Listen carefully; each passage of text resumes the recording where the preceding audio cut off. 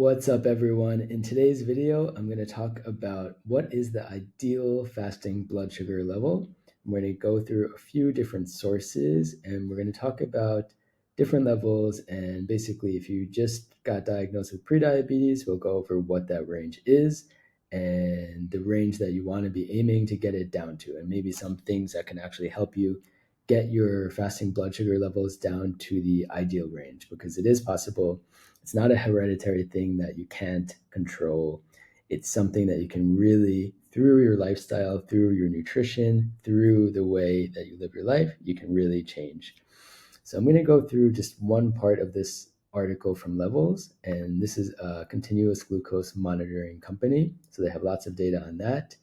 And they say that the ideal fasting blood sugar level is 72 to 85. And a post-meal glucose level of 110 or lower, with an average glucose reading of 100 milligrams per deciliter or lower, and that's throughout the entire day. So that's one source. And then if we go over to PubMed, which is a big study they did, they say the fasting glucose levels associated with the lowest mortality rate was the range 80 to 94. So that also seems to be pretty reliable and a really great range to aim for. Prediabetes obviously is 100 to 125, and anything below 100, I really wouldn't worry. But if you're looking for ideal, go more for 80 to 94, or really ideal if you want to get that low is 72 to 85. But something interesting from this study, I'll show you some interesting graphs here. And this is the hazard rate compared to your fasting glucose, your fasting blood sugar level, and it's based on different age ranges. So they're all pretty similar, but let's look at 45 to 54 for an example. So you see here about 80 to 92 really seems to be ideal here. It's kind of what they said in the beginning of this article. But anywhere from 75 to 95 really seems to be a good range. So anywhere between that, I wouldn't worry at all. But even 95 to 100, even though it's not prediabetes, it's definitely not ideal. So you can already start to try to work on your fasting blood sugar levels and your glucose regulation if you're in those high 90s.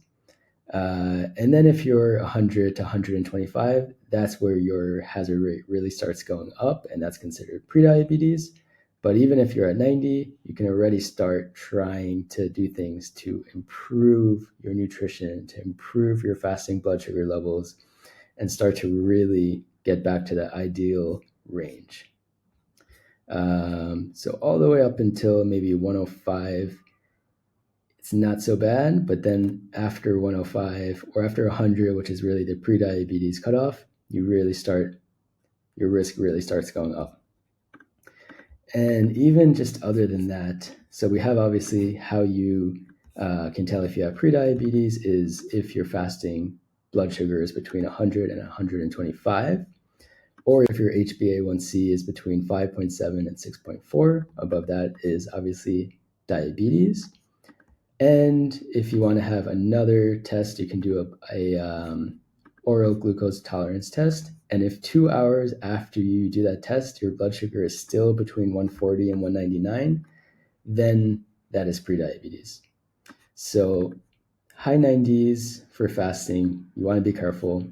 But if you're looking for ideal, anywhere between, I would say, 75 and 92, even though levels suggests a little bit lower, I think even if you're in the high 80s, that's still really, really good.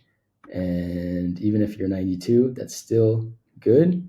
But if you get to the mid 90s to high 90s, start to really focus on it and put some more emphasis on it. And obviously, if you already have prediabetes, like I used to have prediabetes, I was in the range of 115 to 122, I would say, most times I checked.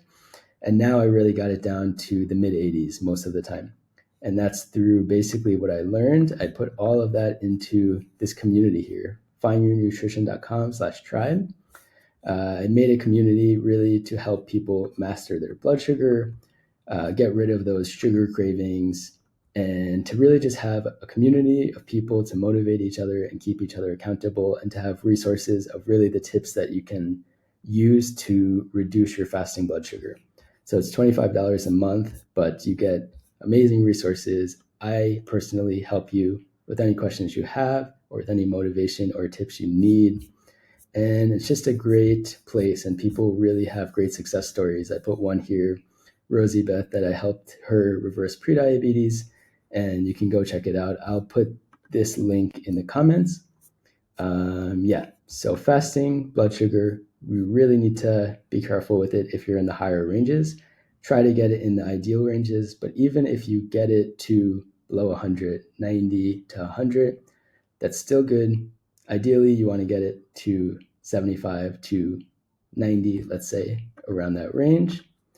And if you're anything like myself, when I had prediabetes, when I had range fasting blood sugar levels of 110, 115, these are some of the symptoms I had, and some of the symptoms that many other people have when they have higher fasting blood sugar levels. So occasional blurry vision, frequent urination. I would get up to pee in the middle of the night, maybe twice, and then every couple hours during the day, and feeling thirsty all the time. Even after drinking water, an hour later, you feel like you need to drink a lot more.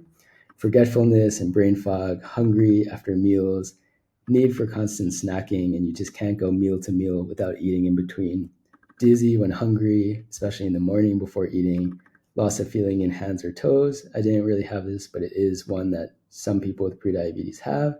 Skin tags, feeling especially tired after meals, slow healing sores or eye floaters. Any of these could be prediabetes symptoms, and if you have any of them, come to this group and we'll help you reverse prediabetes, master your blood sugar levels so you never have to worry about getting diabetes in the future. I'll put the link in the comments again, and I hope to see you there.